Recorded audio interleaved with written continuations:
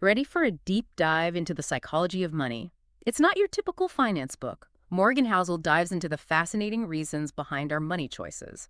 We'll uncover those hidden thought patterns that can really make or break our relationship with money. Exactly. And it all comes down to these money scripts. Those subconscious beliefs we have about money, they're often shaped way back in our childhood. Money scripts, huh? Okay, Yeah. that's a new one. Tell me more. So picture this. Someone who grew up watching their parents struggle financially, maybe during a recession, they might be wired to hoard cash, you know, prioritizing saving above everything else, even when investing makes more sense. You know what? That makes a lot of sense. I've always been a bit afraid of debt. Like, my parents constantly worried about it. And now, even though I can totally handle a reasonable mortgage, I still hesitate. Is that my money script showing? Sounds like it. Yeah. And, Housel uses a story about this tech millionaire to really highlight this. The guy made a fortune in his 20s, designing a key component for Wi-Fi routers. Imagine that. The guy's a natural with money, right? You'd think so, right? I bet he even has financial advisors, people telling him what to do. Well, the ironic thing is, despite all his success, he didn't always act rationally with money. He'd flaunt these stacks of $100 bills like it was nothing, bragging all the time. And get this, he'd even give away thousands of dollars on a whim. It's almost like he was uncomfortable with wealth. Seriously, Yeah. giving it away. That's wild. It's like he was trying to get rid of it instead of, growing it. Yeah. That's not the tech millionaire image I had in my head. Right. And that's exactly what Housel wants us to get. Everyone's experience with money is different, super personal, and often it's rooted in those past experiences. Like he talks about how people who live through times of high inflation, they see money differently than those who haven't. Which reminds me, Housel also talks about people who spend a big chunk of their income on lottery tickets, even when money's tight. It always seems strange to me. I mean, wouldn't necessities come first? Yeah, it's easy to see it as irrational.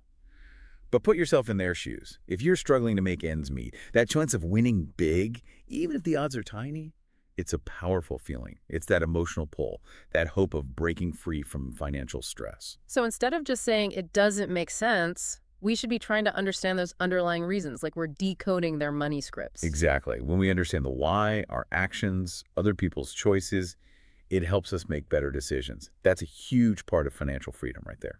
Speaking of making better decisions, something that really struck me in the book was that whole idea of time being the secret weapon, especially with compounding. Remember when he talks about Warren Buffett, how he made 99.9% of his wealth after turning 50? Yeah, it's mind-blowing, right? It shows you just how powerful compounding can be. It's not about quick wins.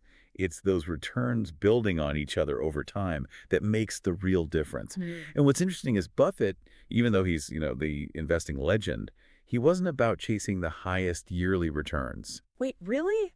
Someone outdid Buffett? Who was this investing superstar? A guy named Jim Simons ran a hedge fund. Simons consistently got higher annual returns than Buffett did. But there's a catch: he started way later in life. Buffett's strategy was more about time. Those smaller but steady returns, he let them compound over decades. That's how he built that crazy wealth. Ah, so it's like a marathon, not a sprint. It's about consistency, not necessarily speed. Exactly. Housel even compares it to how computer storage grew. Back in the 50s, it was slow, tiny improvements. Then bam, the 90s hit and it exploded. If you'd focused only on those early years, you'd miss the real potential, that exponential leap. So patience is key. It's about trusting the process, even if the results aren't instant. And that's so important to remember in our own lives, right? Especially with investing. It's easy to get tempted by those schemes that promise you'll get rich quick. But the real magic, it often happens over time, with those steady, long-term investments, even if the returns seem smaller at first. It's like planting a tree. You don't see the full growth right away. It takes time and consistent care. Perfect way to put it. Now, on a slightly different note, let's talk about success and failure for a bit.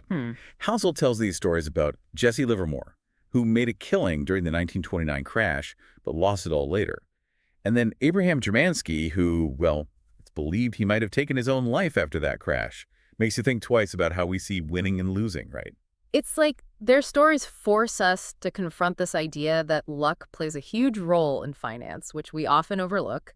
Easy to idolize the big names, but their path is usually the exception, not the rule. Exactly. And Housel warns us about fixating on those one in a million stories.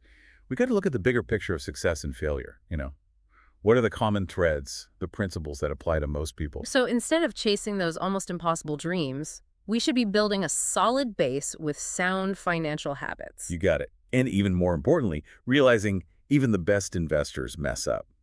No one's perfect, right? That's where this margin of safety thing comes in, which he talks about a lot. Margin of safety. I think we touched upon that earlier, but could you remind me what that means? How does it apply to, like, my everyday finances? Sure, think of it as a buffer zone for your money. It's about planning for those curveballs life throws at you. Remember that road trip analogy we talked about? Right, about having enough gas and all that. Exactly. You're not going to hit the road with just enough gas to barely make it. You factor in detours, traffic, just in case.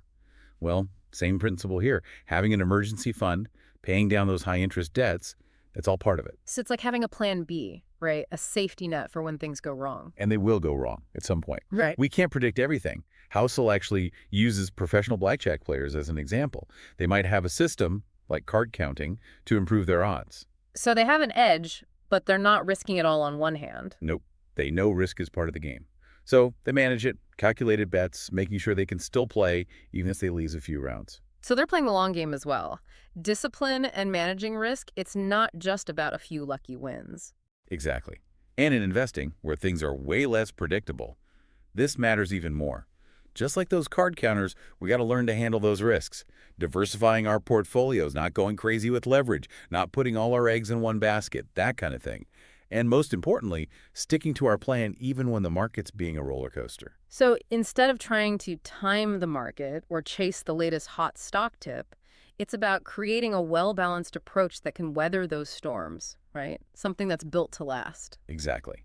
Shifting your mindset from trying to beat the market to aligning your investments with your goals, your risk tolerance, how long you're planning to invest.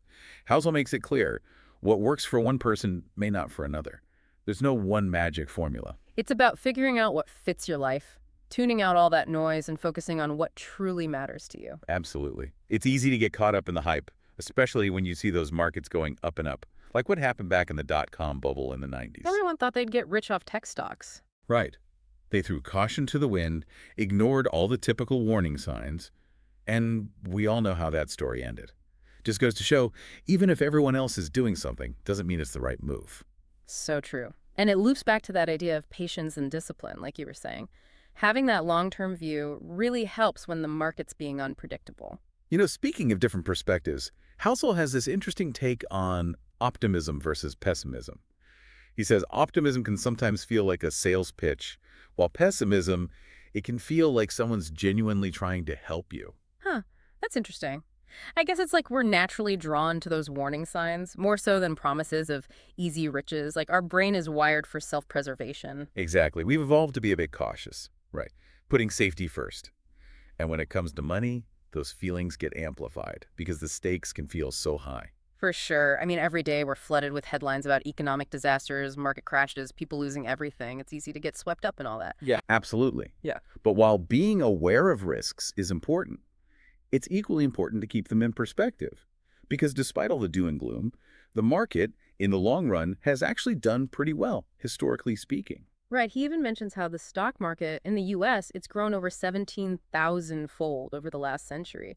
Think about all the craziness that's happened in that time. Wars, recessions, everything. Yet the market kept trending upwards.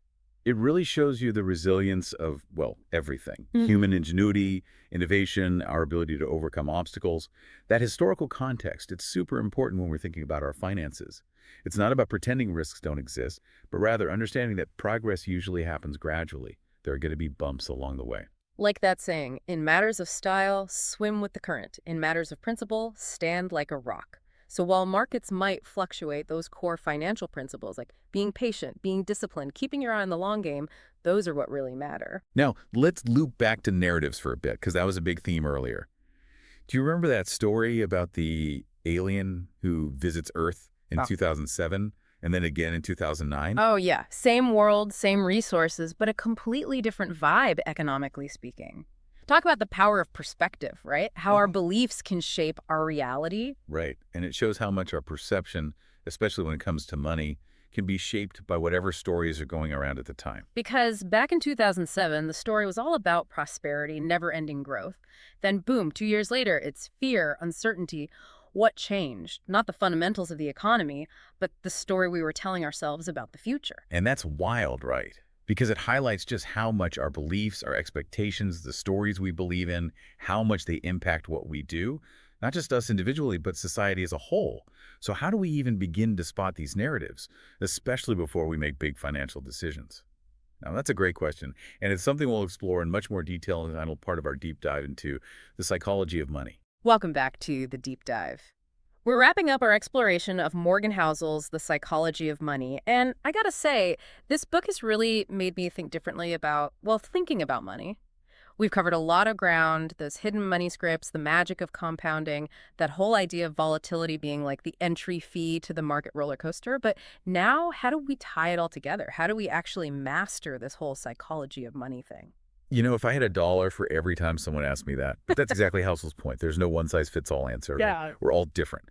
Different backgrounds, different dreams, different things we value. Okay, fair enough. So where do we even begin? If there's no magic formula, how do we navigate these choppy waters of personal finance and make choices that actually align with, our version of success? Well, think of it less like a set of rules and more like Housel gives us a roadmap. And one of the most powerful things I took away, and I find myself coming back to this again and again, is focusing on what you can control. I like that. Focus on what you can control. Sounds simple enough, but let's be real. In a world that's constantly throwing curveballs, market crashes, recessions, even just the news cycle, it's easy to feel like we're just along for the ride. Totally.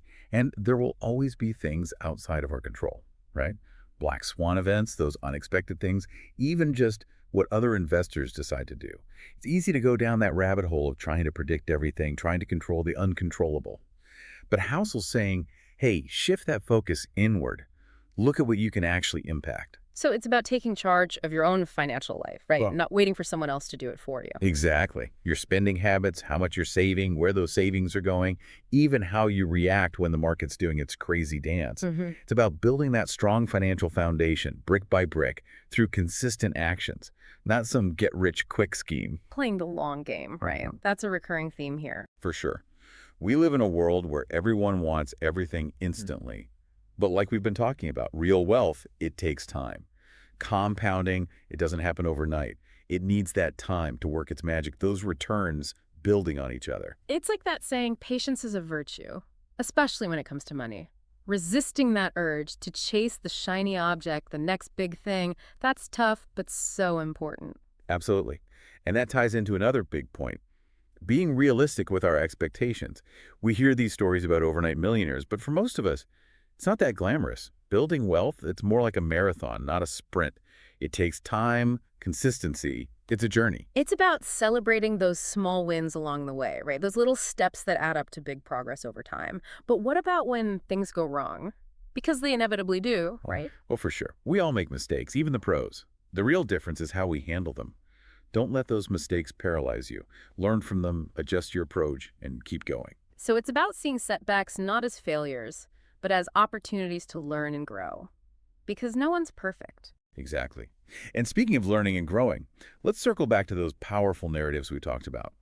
The stories we tell ourselves about money, the ones we buy into without even realizing it, they can have a huge impact on our choices. It's true. We're hardwired for stories, right? It's how we understand the world. Absolutely.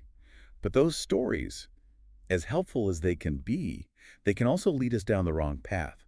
So we have to be aware of the narratives we're buying into when it comes to money. Are we thinking clearly, using logic and facts? Or are we letting emotions, fear, maybe even some outdated beliefs we picked up along the way cloud our judgment? So how do we break free from those limiting stories, those money myths that might be holding us back? Housel suggests a few things. First, a healthy dose of skepticism is key. Second, be open to challenging your own assumptions. And lastly, seek out different viewpoints. Remember, there's rarely one right answer when it comes to money. It's about finding what works for you, your situation, your goals. There's no shame in that. It's about tuning out the noise and figuring out what truly resonates with you. And that actually leads to what I found to be the most thought-provoking idea in the entire book. Housel asks us to really think about what money is truly good for. What's its real value? It really makes you stop and think, right? Okay. Because at the end of the day, money is a tool. And the real power of that tool, as Housel puts it, is its ability to give us options. And even more importantly, control over our time. Just imagine, what would you do if money wasn't a worry? Where would you go? Who would you spend your time with? What would you really dedicate your energy to? Wow. That really hits home. It's not about just stacking up cash for no reason. It's about using money as a tool to build the life you actually want. Spending more time with family, pursuing those passions, maybe even making a difference in the world. Money can be that bridge. Exactly. And it's not just some pie-in-the-sky idea. Housel talks about his own experience, Yeah. choosing to work less so he can focus on projects he's passionate about, even if it means making less money. It's a great reminder that financial success shouldn't come at the cost of our happiness or our values. It's about finding that sweet spot, financial security and personal fulfillment, having both. Well, as we wrap up our deep dive into the psychology of money, I think that's the perfect note to end on. It's about making conscious choices that align with what truly matters to us. So I'll leave you with this. What's one small habit you can change this week to gain a little more control over your time or your money? It's a powerful question. Maybe it's finally setting up that budget, automating your savings, or even just saying no to that impulse purchase. Remember, every journey, even the journey to mastering your money mindset, it all starts with a single step. Thank you so much for joining us on this deep dive into the fascinating world of the psychology of money. We hope you've gained some valuable insights that will help you navigate your financial journey with more confidence, clarity, and purpose. And until next time, keep learning, keep growing, and keep diving deep.